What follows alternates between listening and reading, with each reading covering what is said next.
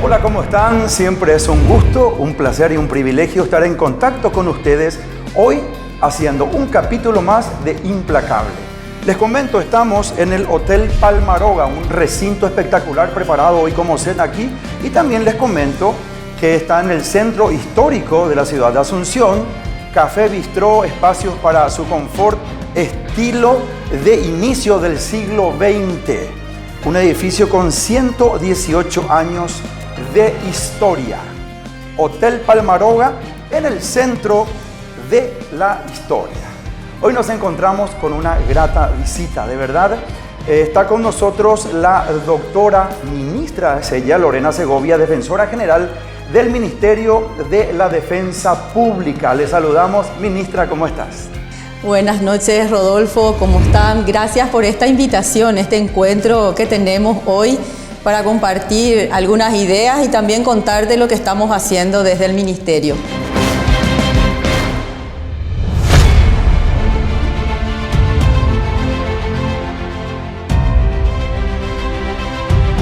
María Lorena Segovia Azucas nació en Asunción el 15 de mayo de 1969, casada, madre de 3 hijos. Realizó sus estudios primarios y secundarios en el Colegio Santa Teresa de Jesús. Doctora en Ciencias Jurídicas, abogada y escribana, magíster en Derecho Civil y Comercial por la Facultad de Derecho y Ciencias Sociales de la Universidad Nacional de Asunción. Ocupó el cargo de ministra de Justicia y Trabajo del 2012 al 2013. Se encargó de coordinar la Comisión Interinstitucional para el Cumplimiento de Sentencias y Recomendaciones Internacionales e impulsó el primer Plan Nacional de Derechos Humanos para la República del Paraguay, como así también indicadores en el área de salud y educación. Comisión de Equidad Social y Género de la Honorable Cámara de Diputados y Comisión de Equidad y Género de la Honorable Cámara de Senadores.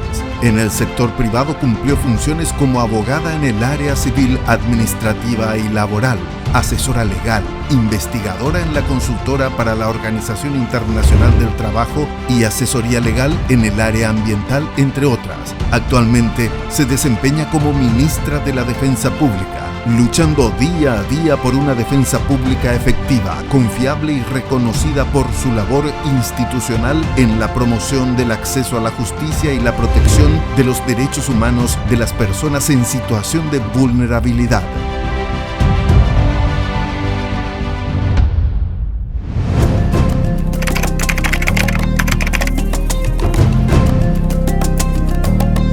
Quiero agradecerte también por tu presencia y empezar este programa preguntándote cuál es la función específica y el rol que cumple la Defensoría Pública. Bueno, la defensa pública lo que garantiza es que las personas puedan tener acceso a la justicia. ¿Y qué tipo de personas? Aquellas personas que están en una situación de especial vulnerabilidad, ya sea por pobreza o porque son víctimas de violencia, en el caso de las mujeres, porque también tenemos a nuestro cargo la representación y asesoramiento de las mujeres víctimas de violencia, niños, niñas y adolescentes que son víctimas de abandono, de maltrato, personas que se encuentran privadas de libertad o dentro de un proceso judicial, personas con discapacidad, personas mayores. O sea, nos damos cuenta así de que realmente atendemos a las personas que se encuentran en una situación muy vulnerable. Y lo que hacemos es posibilitar que estas personas puedan solicitar al Poder Judicial, a los jueces, que se restablezca un derecho que ha sido vulnerado o bien que se declare un derecho. Entonces, nuestra función es realmente fundamental dentro de este Estado de Derecho, Estado social de Derecho, porque todas las peticiones o planteamientos que se hagan en el ámbito judicial deben estar acompañados en su generalidad y casi totalidad por abogados y abogadas. Entonces nosotros cumplimos esa función. ¿Cuántas dependencias tiene la Defensoría Pública? Bueno, nosotros en este momento cubrimos todo el país y tenemos 53 sedes jurisdiccionales, porque estamos en toda la República y en algunas circunscripciones o departamentos, como más bien las personas lo conocemos, los que están fuera del ámbito judicial, tenemos varias sedes, no solamente una. Tratamos siempre y nos hemos esforzado de seguir el ritmo de crecimiento del Poder Judicial, de modo a que donde exista un juzgado de primera instancia pueda haber también una defensoría. No siempre es fácil esto por una cuestión presupuestaria, pero estamos empecinados en esto.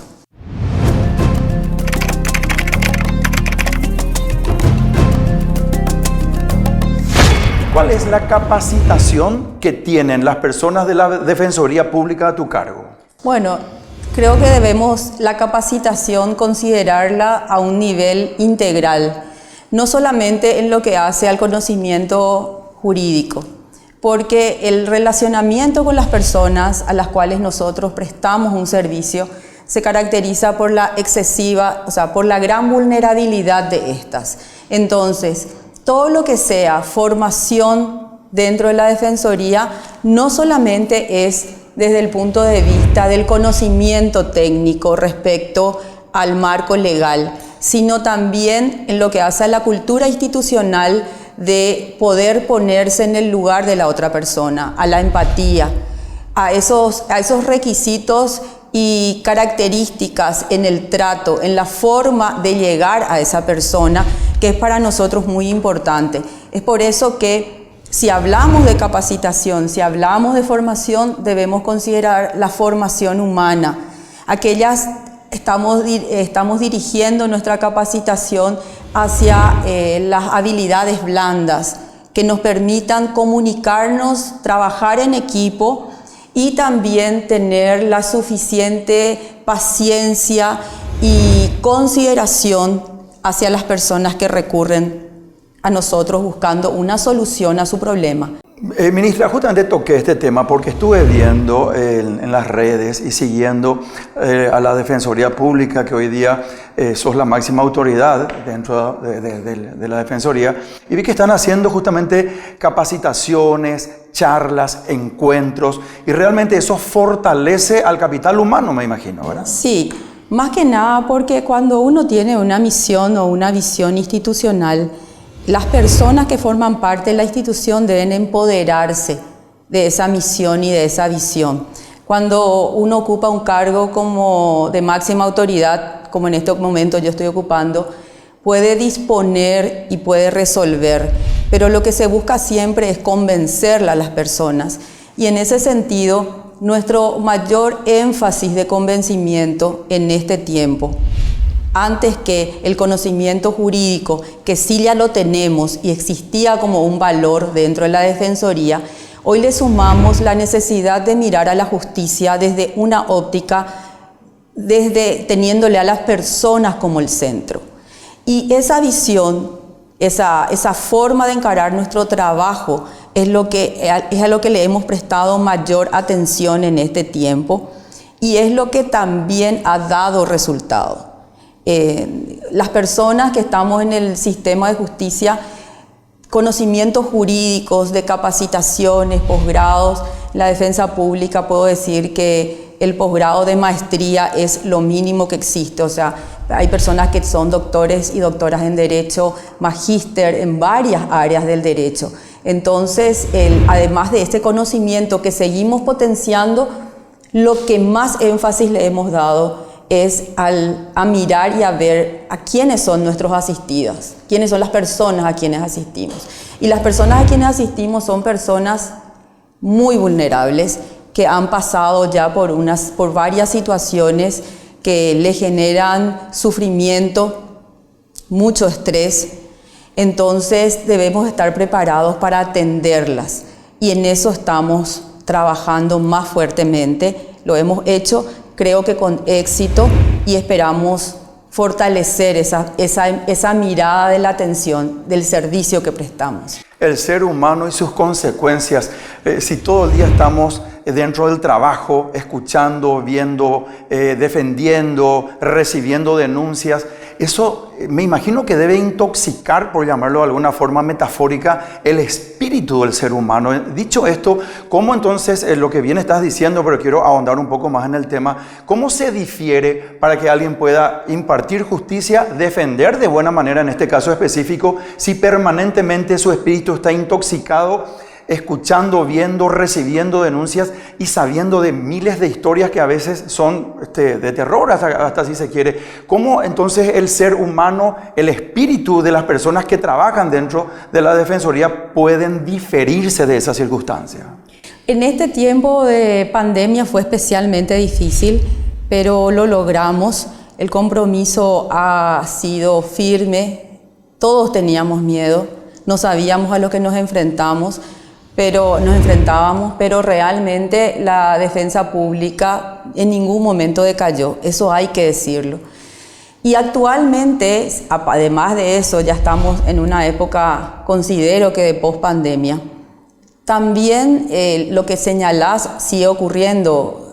Por supuesto que nos afecta cada vez que tenemos conocimiento de la vida de personas que están fuertemente golpeadas por diferentes hechos. Y en este año por eso hemos tratado de encontrarnos a otro nivel, encontrarnos como personas, tratando de mejorar los vínculos que existían entre nosotros. Hemos realizado encuentros regionales de defensoría donde el tema no era el jurídico, sino el personal. Además de ello, quiero señalarte, Rodolfo, algo que justamente estuve conversando en estos días con una persona. Lo que, además de la situación de los hechos que pueden golpearnos por lo que está ocurriendo con un niño o una niña abandonada, abusada, también lo que genera mayor angustia a un defensor o a una defensora es muchas veces la impotencia de poder encontrar soluciones efectivas. Considero de que una de las cosas en las cuales más debemos embarcarnos como Estado, y no solamente los judiciales, sino también los otros poderes, es trabajar coordinadamente. Y esto que parece que se dice siempre y que se hace, en la realidad no siempre ocurre. Entonces, muchas veces tenemos que pasar por la angustia de no encontrar una solución. Y esa frustración es lo que creo que se suma a lo que nos pueda realmente mover o nos pueda lastimar lo que está sufriendo otra persona, porque esa persona que viene a nosotros ya no tiene otra opción. Y ser la última opción, la única opción para algunos dentro de un sistema, es una tremenda responsabilidad. Es la responsabilidad que tenemos de encontrar soluciones que de repente no encontramos, y esa frustración no nos puede hacer decaer. Entonces, a partir de que nos estamos encontrando soluciones para un niño, para una niña, para un adolescente o para una persona privada de libertad, la actitud es: sigamos buscando, sigamos generando espacios de conversación, busquemos soluciones. Yo creo que la frustración de no resolver, de no encontrar una salida real, creo que es el principal obstáculo que en lo personal tenemos que resolver los defensores y defensoras.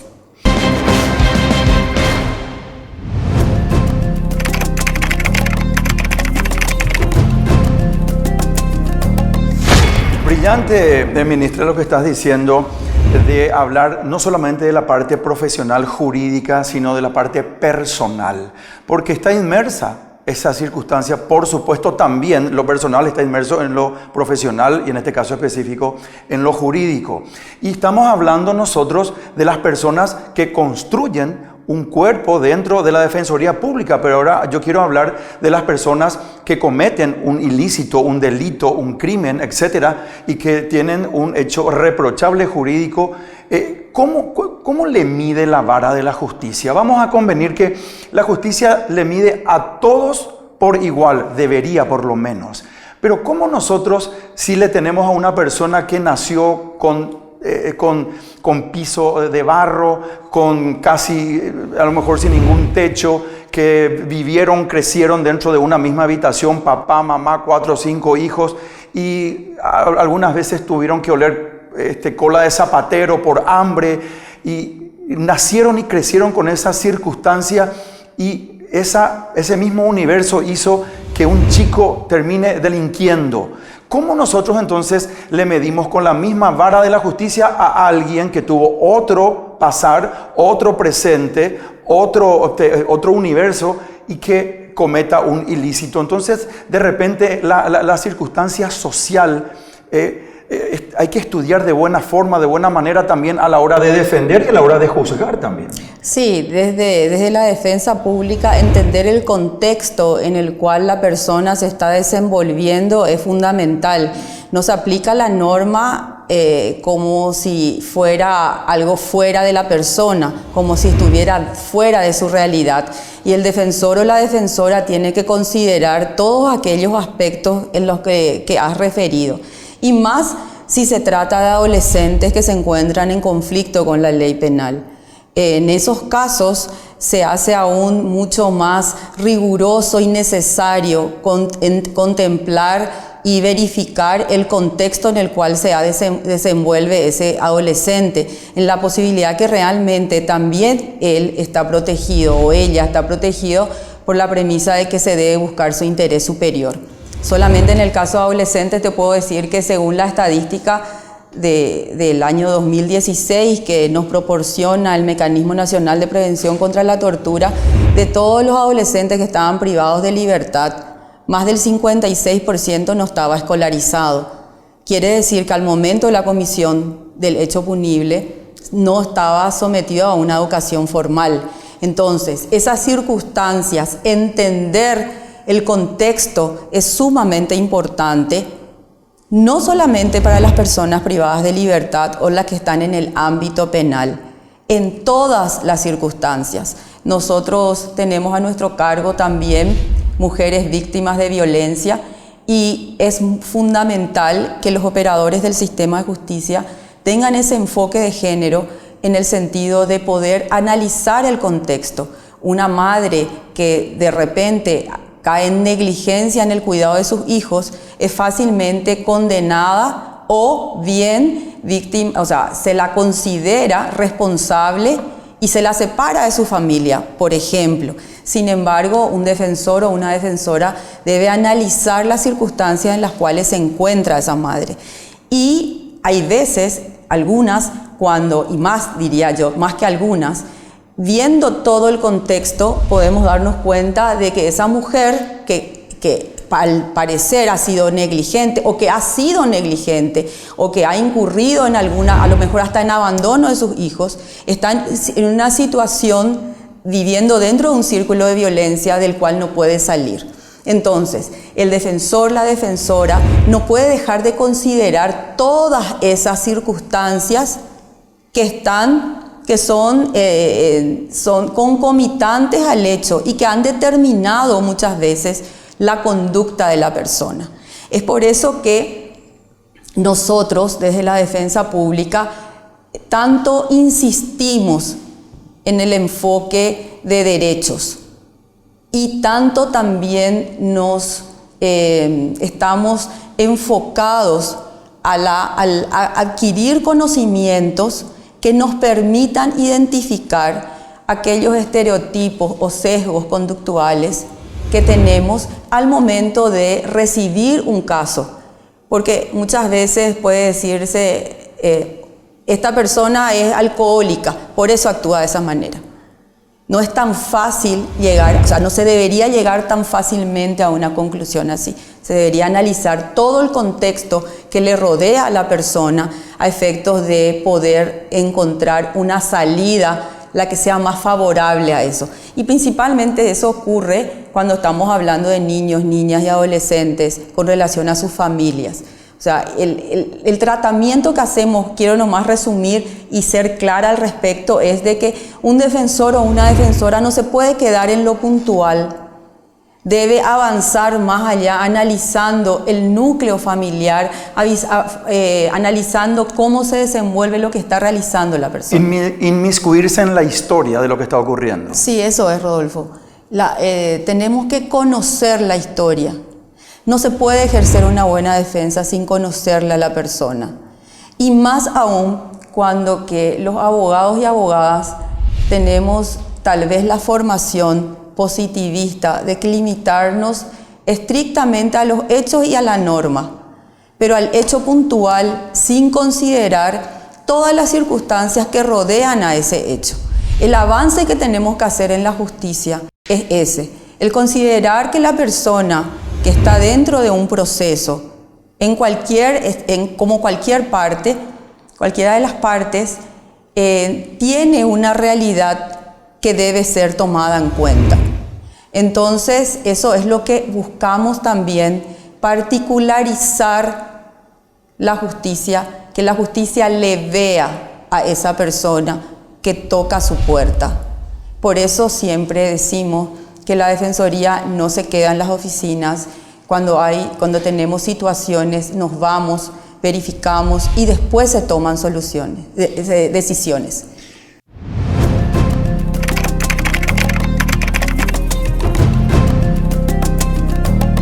Cuando hablaste, ministra, recién de un caso específico de que un chico, una niña, un niño tiene que ser apartado de su familia, de su papá, su mamá o de su mamá o de su papá en forma indistinta o conjunta, ¿dónde va ese niño? ¿Dónde va esa niña? ¿Qué seguimiento se le hace al niño y a los padres? Bueno, y eso es uno de los temas fundamentales de la defensa pública en estos momentos, porque cuando hace 2 años y medio hicimos una auditoría de las causas donde estaban estos niños, niñas que eran separados de su familia, encontramos que el nivel de institucionalización, la cantidad de niños que eran pasados a hogares, que son los establecimientos donde quedan internados, por decirlo de una manera que sea más entendible. Nosotros lo conocemos como hogares de abrigo. ¿Dónde están esos? Disculpame que te interrumpa. Sí. ¿Dónde están esos hogares de abrigo? En diferentes lugares del país. ¿Cuántos tenemos? ¿Cuántos hogares de abrigo? Y más de 40 en este momento. ¿Y está a cargo de quién eso? ¿Quiénes están dentro de esos hogares de abrigo como contención de las personas que están ahí? Bueno, son personas que tienen a su cargo la administración de esos lugares, generalmente... ¿Qué son? ¿Psicólogos, psicólogas, profesionales? Sí, cuentan algunos de ellos, y eso es lo que se está buscando también, de profesionalizar aún más con ciertos requisitos, mejorar la atención. Son personas que tienen a su cargo un establecimiento en el cual los niños, niñas y adolescentes quedan internados como nosotros institucionalizados hasta tanto se resuelva el proceso. Pero es importante, ¿qué hacen durante su internación estos chicos? Y sí, asisten al colegio, no es que estén privados de libertad en el sentido de que no puedan salir del lugar, pero sí están bajo la responsabilidad de la administración de ese hogar. Esto está también sometido al control del Ministerio de la Niñez, que debe dar una autorización para efectos de su funcionamiento.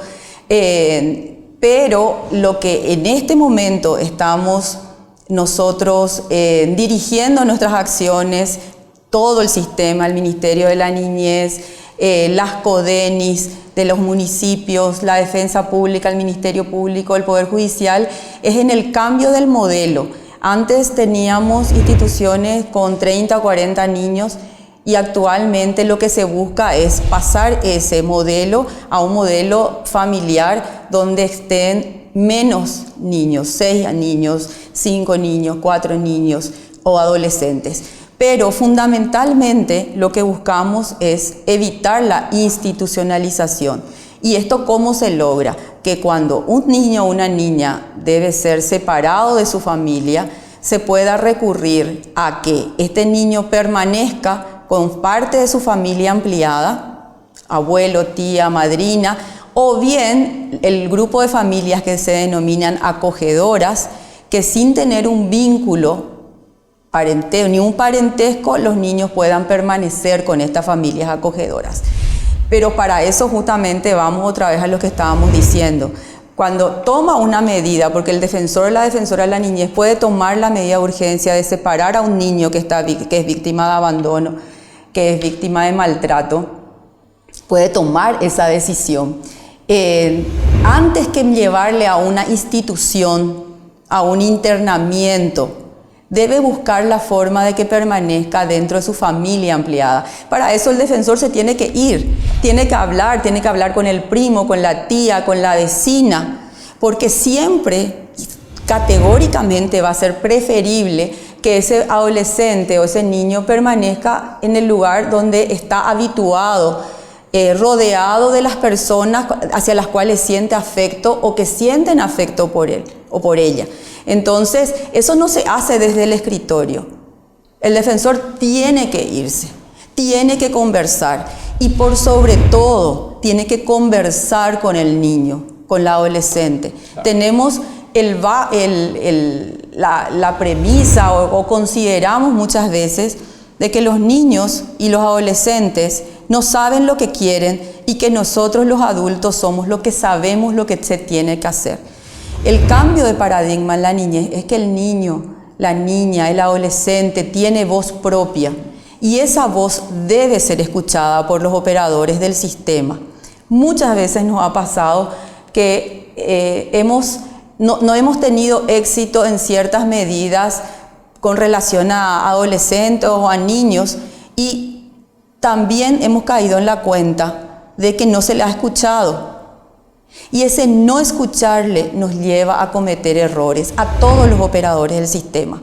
Entonces, también dentro de la defensa pública, lo que hacemos es posicionar el derecho del niño o la niña a ser escuchado, a hablar, ser escuchado y tener en cuenta lo que dice. Y ese cambio de paradigma que se lee en la convención, que se lee en la ley, es difícil de realizar en la práctica, porque todos conocemos la norma. Sin embargo, la auditoría que hicimos en su momento daba cuenta que más del 80% de los niños, niñas y adolescentes en los procesos ni siquiera habían sido escuchados. ¿Y cómo es eso si la norma decía que debe ser escuchado? Quiere decir entonces que muchos de los problemas pasan por nosotros, por los operadores del sistema.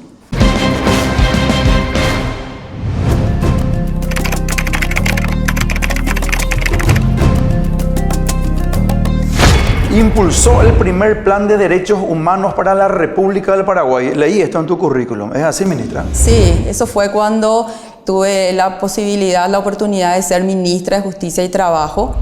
En ese momento sí terminamos, analizamos y dictaminamos a favor del Plan Nacional de Derechos Humanos y se promulgó y hasta ahora es el plan que dirige la acción del Estado buscando salvaguardar y asegurar la dignidad de las personas.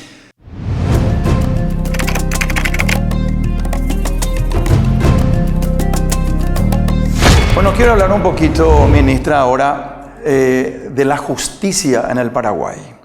¿Está politizada la justicia en el Paraguay, ministra? Yo considero de que cuando se habla de politización, se habla de influencias al momento de tomar decisiones, que las autoridades que están a cargo de las instituciones, ya sea la Corte Suprema, Ministerio Público o Defensa Pública, porque formamos parte del sistema, tomamos decisiones en base a presiones o pedidos políticos desde ese punto de vista. Considero de que siempre existen los pedidos, siempre se da la posibilidad de que alguien pida algo. Ahora, pasa mucho por la decisión personal de los operadores del sistema. Considero de que la persona que accede a un cargo dentro del sistema de justicia debe saber que puede ocurrir y que va a ocurrir esa circunstancia y que tiene que saber que va a tener que tomar una decisión.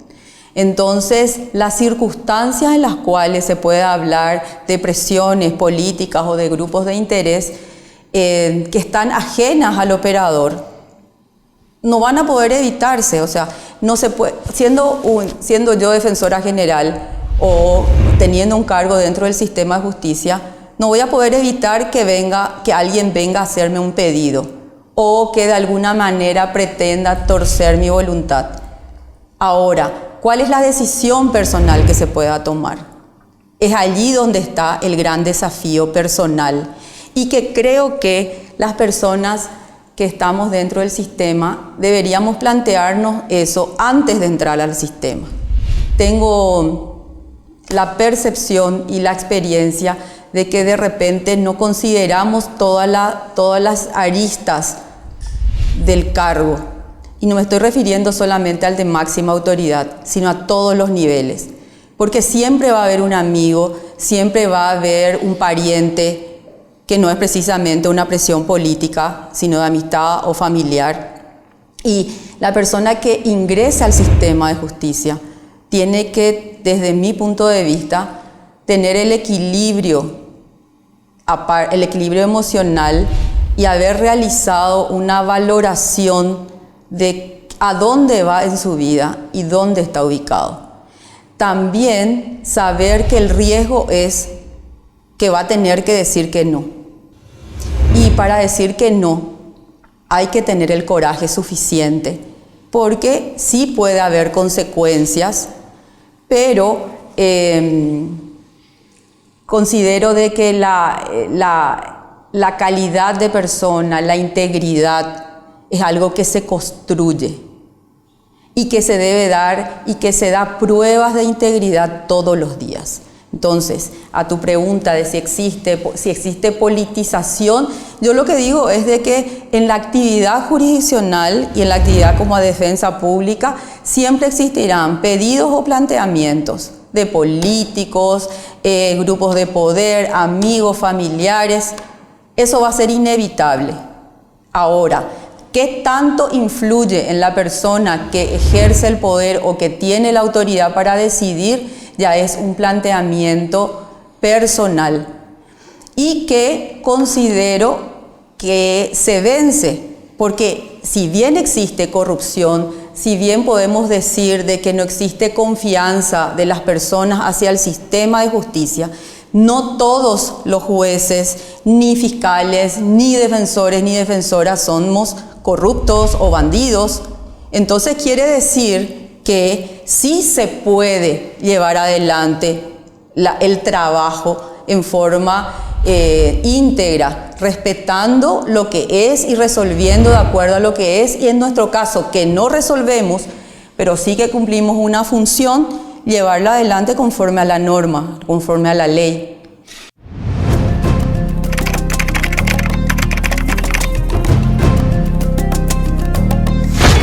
Siguiendo y hablando de la justicia, ministra, ¿le parece ecuánime y justa la forma que se eligen los ministros de la Corte Suprema de Justicia? Yo creo que existe un proceso de selección que se va mejorando con cada elección. Considero de que lo que se busca es asegurar que las personas más idóneas alcancen o estén en los cargos de máxima autoridad. Tengo mis observaciones respecto al proceso. ¿Cuáles son sus observaciones? Sí, y lo dije públicamente en una audiencia. Yo considero que la docencia tiene se le da una excesiva importancia en los puntos, y lo que estamos buscando son personas que, en el caso de defensa pública, puedan llevar adelante efectivamente procesos. No todas las personas tienen las ganas o el talento para enseñar. Conozco personas que tienen muchísimo conocimiento jurídico y no saben transmitir. Entonces creo que la docencia tiene que ser evaluada mucho más objetivamente. Y otra cuestión que creo que no se considera suficientemente es la experiencia en gestión. Es muy distinto ser un abogado o abogada, no importa los títulos posteriores, magíster, doctor, que tenga conocimiento jurídico, y otra cosa muy distinta es estar al frente de una unidad de defensoría, una unidad de fiscalía, una unidad del juzgado, porque eso significa tratar con personas, tratar con los actuarios, con los asistentes, con el público. Y no todas las personas, por más que sean brillantes académica o jurídicamente, tienen la capacidad para generar relacionamientos que hagan productivo el trabajo. Y también, ya que en los cargos de máxima autoridad, creo que es fundamental ahondar en la capacidad de los postulantes respecto a poder dirigir y liderar grupos grandes de personas, porque como defensora general tengo la responsabilidad de tomar decisiones que afectan a 2.600 familias, pero no solamente a 2.600 familias, a 250.000 personas que en el año 2021 son las que recurrieron a la defensa pública. Entonces, se tienen que evaluar, aparte del conocimiento jurídico, la capacidad que tenga el postulante o la postulante para liderar grupos y dirigir a un grupo humano hacia una buena capacidad de determinada gestoría sería. De gestión y de liderazgo, diría yo, porque el gestor, la gestoría para mí es un derivado del liderazgo. El gestor se va y cumple una función que el líder le ha dicho o la lideresa le ha dicho. Lo que hace un líder, una lideresa, es ver el bosque, tener la visión de hacia dónde camina una institución. ¿Usted es una lideresa, ministra? Yo soy una lideresa. ¿Sí? ¿Usted se califica una lideresa? Sí, yo me califico como lideresa. ¿Y por qué? Porque tengo la visión de hacia dónde puedo llevar hoy a un grupo humano del cual soy responsable, que cumple un importantísimo papel dentro de este sistema de justicia, garantizando el derecho de acceso a la justicia. Tengo claro que en el Paraguay, los paraguayos, paraguayas y todas las personas que habitan en esta república tienen el derecho de poder peticionar a las autoridades. Y para ello se requiere de una institución humanizada, una institución que preste un servicio centrado en las personas, una institución ágil, moderna, no alejada de las personas a las cuales están sirviendo.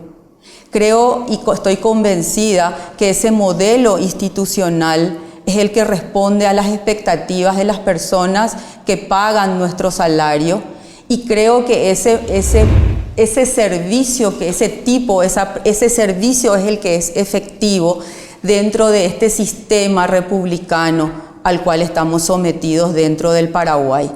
Creo que el liderazgo al cual yo hago referencia no hace sentido solamente en mi convencimiento de hacia dónde caminamos, sino en el convencimiento que tengo de que no podré hacerlo sola. Por lo tanto, tengo que convencer al grupo humano que está bajo mi responsabilidad en este momento de que este es el camino. Entonces, si tenemos una visión, o sea, sabemos hacia dónde caminamos, haciendo lo que estamos haciendo en este momento, y podemos o puedo tener, porque la pregunta era personal, sí, ¿por qué creo que yo soy una lideresa? Puedo decir de que estoy empecinada en convencer, y que en el tiempo en el cual he estado al frente no solamente de esta institución, sino de otra, he logrado con las personas que trabajan conmigo cambios significativos. Y esos cambios significativos se dan en la medida en que se puede lograr que la institución trabaje caminando hacia un mismo lugar. Entonces, a eso es lo que me refiero con el liderazgo que tienen que tener las personas que están al frente de las instituciones. Saber hacia dónde se va, a dónde caminamos, porque ningún viento es favorable si alguien no sabe hacia dónde camina. Nosotros tenemos bien determinado hacia dónde caminamos, y como persona al frente me preparo para poder lograrlo, en el convencimiento que sola no lo podré hacer. Entonces, ¿dónde pongo mayor cantidad? ¿Dónde pongo más atención? Pongo más atención en las personas que están caminando conmigo. Creo que tenemos que dejar en el Paraguay de actuar siempre por coerción. Si yo no te obligo a algo, si no hay una norma que te prohíba, parece que no ocurren las cosas. Entonces, ese modelo de gestión es el que hoy está perimido. Y lo digo con el absoluto convencimiento de que no va a ser solucionable a corto plazo. Pero miremos las empresas privadas cómo se manejan, cómo trabajan más en horizontalidad que en verticalidad. Sin embargo, en la función pública seguimos trabajando verticalistamente porque pareciera que es la única forma de obtener resultados. Sin embargo, en la defensa pública estamos caminando a afianzar la horizontalidad para poder lograr resultados. Y eso también, eso es liderazgo. El verticalismo solo no significa que alguien sea líder o lideresa. Entonces, esas son las razones por las cuales considero de que el cargo que en este momento ocupo requiere necesariamente que la persona tenga un liderazgo sobre las personas con las cuales trabaja.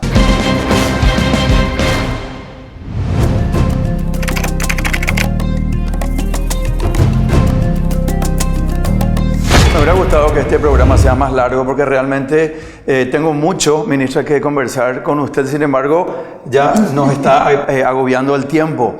No obstante, no quiero dejar de preguntarle. Usted fue una de las postulantes y concursó para ser ministra, en este caso específico de la Corte Suprema de Justicia. Y dentro de una exposición que hizo, se habló de una circunstancia que escuché que usted dijo que se malinterpretó. ¿De qué hablo? De la circunstancia trans, de los derechos del trans. ¿Qué nos puede decir en forma escueta al respecto? No, la pregunta en la audiencia pública era si existía la adolescencia trans. Así y es. Mi respuesta fue que sí. ¿Usted reconoce que existe la niñez y adolescencia trans? Esa es la pregunta. Esa es la pregunta. Sí existe. ¿Usted considera que los niños y adolescentes deben decidir sobre su género de manera autónoma? Creo que ese es un tema que se debe debatir ampliamente en la sociedad y que la ley o la regulación que surja en ese sentido deberá recoger todos los planteamientos sociales que existan.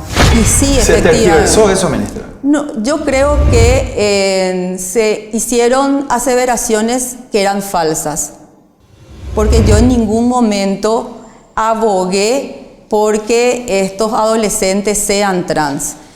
Esa es una realidad que existe y con esa realidad debemos caminar dentro de este Estado de Derecho. Ese adolescente trans que toca las puertas de la defensa pública está solicitando nuestra representación porque ha sido vulnerado, de alguna manera han sido vulnerados sus derechos. Y nosotros tenemos la obligación de asistirle, la obligación de representarle y también defender sus derechos, que son constitucionales. Y yo creo que jamás podemos legislar, actuar dentro del sistema de justicia o dentro del Ejecutivo desconociendo realidades.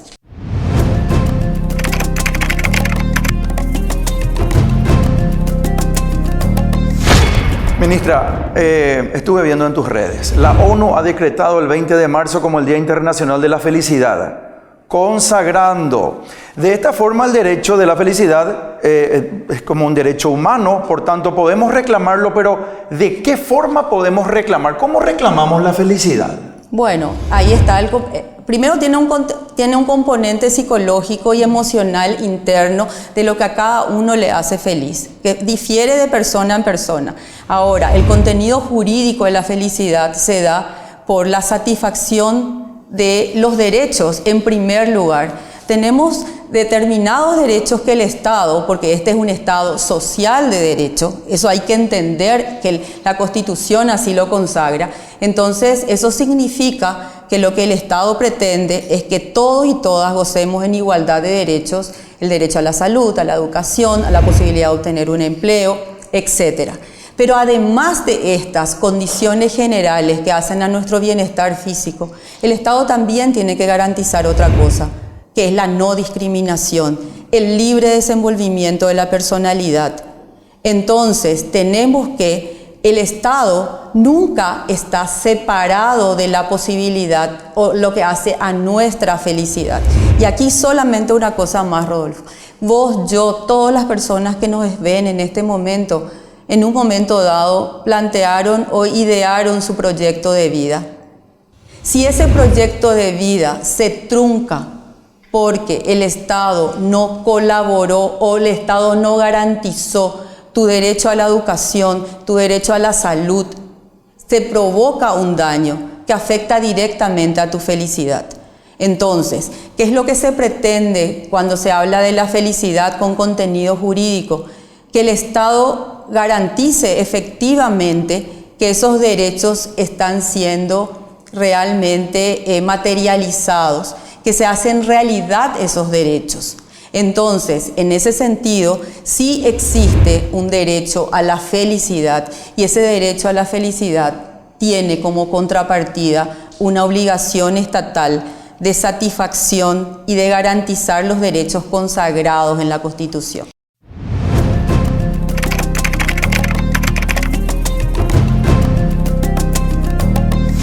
Ministra, quiero agradecerte mucho tu presencia en este programa Implacable, hoy aquí desde las instalaciones de Palmaroa, un hotel realmente fabuloso dentro del centro histórico de Asunción.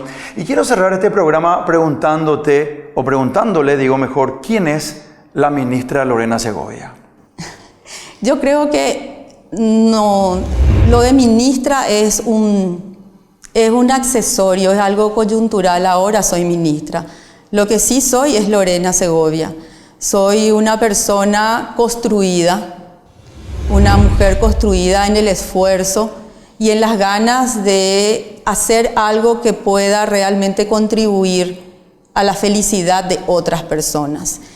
La característica, haciendo un replanteamiento justamente en una de las jornadas de la defensa pública, nos habíamos preguntado cuál era nuestra misión personal y nuestra visión personal.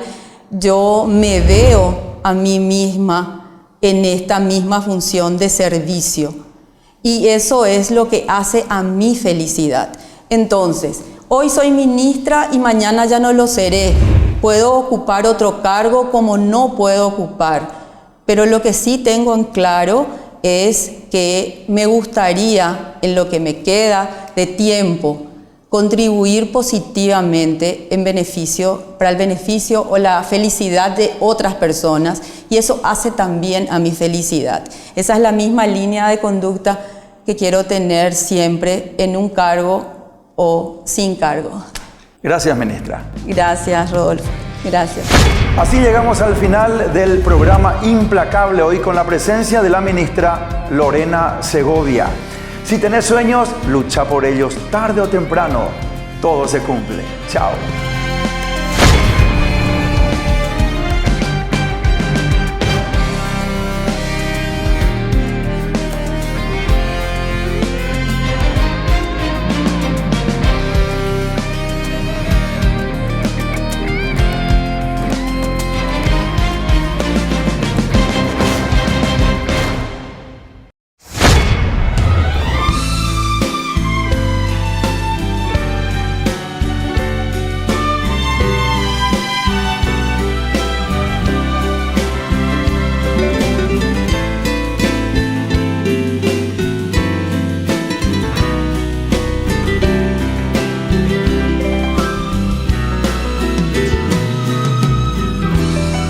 Tendré que olvidarte, tendré que alejarme de ti y mi cuerpo vivirá para sentir soledad cuando muy lejos tú te encuentres. Ansiedad de querer verte y no verte, y el frío de la noche cuando solo en mi cuarto te imagine junto a mí. Y aunque hayan pasado tantas cosas que en un tiempo fueron maravillosas, ya de nada hoy le sirven a mi vida y a la tuya que se fue sin un adiós. Nunca pienses, mujer, al oír esta canción, que yo herido puedo estar por este amor que terminó. Y si alguna vez volvemos a encontrarnos, no pretendas tomarme de las manos, ni permitas que me acerque a darte un beso. Dime adiós sencillamente desde lejos y procura ser feliz en esta vida. No, no te quedes a pensar en el pasado, pues ya ves lo que nos brindan los recuerdos, solamente recuerdos.